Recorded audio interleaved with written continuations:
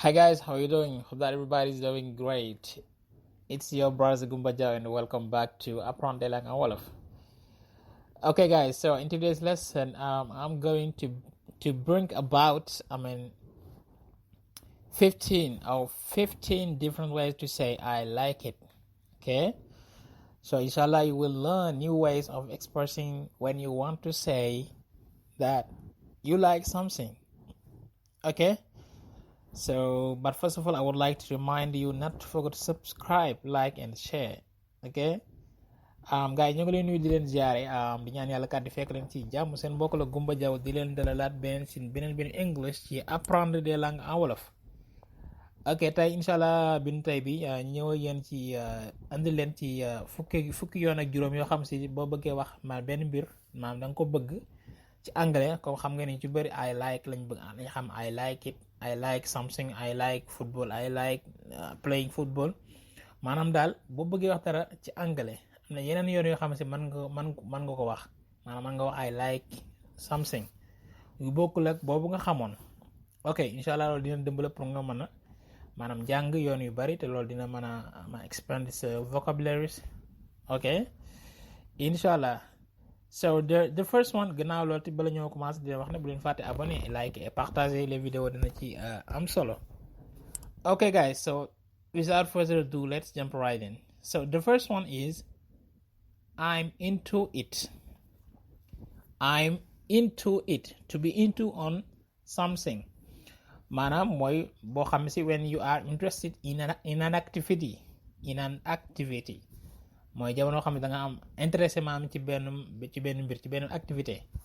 ok so example you can say I'm into football these days.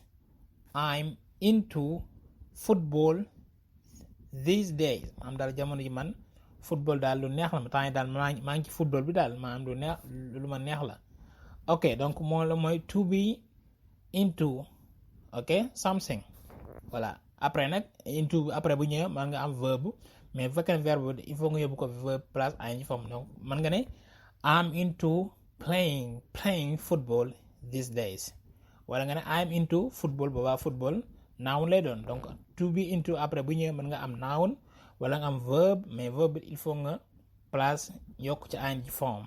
ok soit nga ne I'm into football these days or I'm into playing football these days. Okay, so the second one is to be keen on. Okay, man nga ne I'm keen on it. To be keen on something, it means you are interested in something and want to learn more about it. Okay, mooy moom kazaalika boo bëggee wax maa da ngaa bëgg benn mbir man nga jëfandikoo to be keen on something mooy yi muy dékk rek mooy que ne da nga am intéressé ma da nga am maanaam benn coppite benn mbëggeel ci benn mbir te bëgg nga tamit maanaam daal jàng ca leneen lu bari daal xam ca lu bari. ok so man nga ne I am keen on English ba tey man nga am no ba tey wala après verbe plus ing forme ba tey to be keen on man nga I am keen on English maanaam daal dama bëgg anglais lool lu ma neex la. I'm keen on English. Or you can say I'm keen on learning English. Gis nga learn kon verbe la bu baax verbe bu ñëwee rek il faut nga yokk ci ing form. ok I'm keen on learning English. ok so li ci topp mooy to be fond of. To be fond of something. ok so man nga ne Abdou is very fond of driving.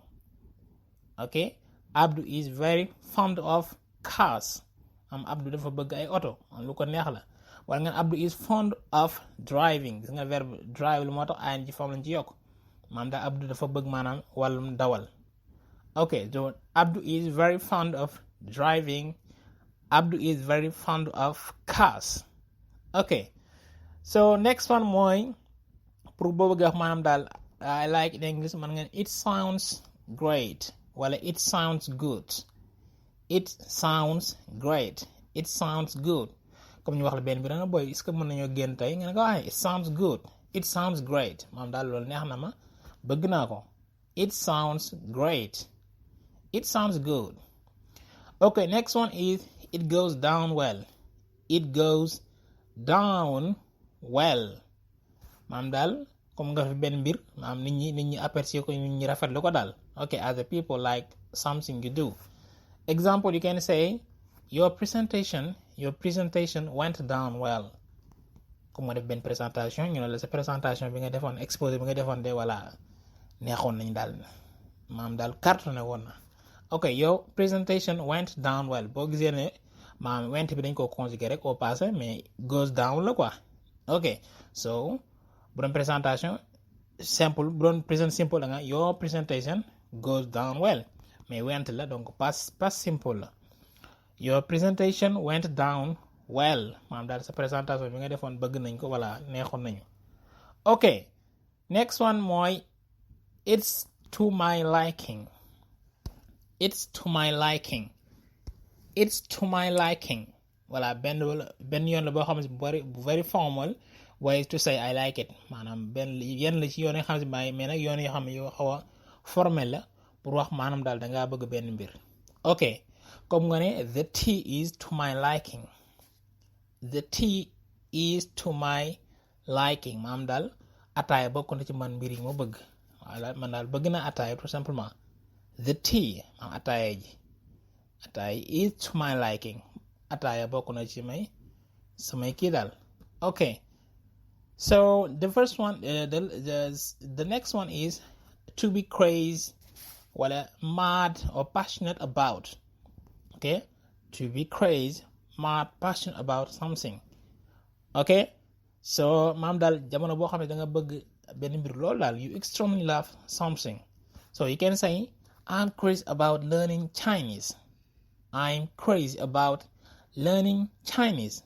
Man nga ne ba tey I'm crazy about Chinese tout simplement maam daal chinois dama ko bëgg daal.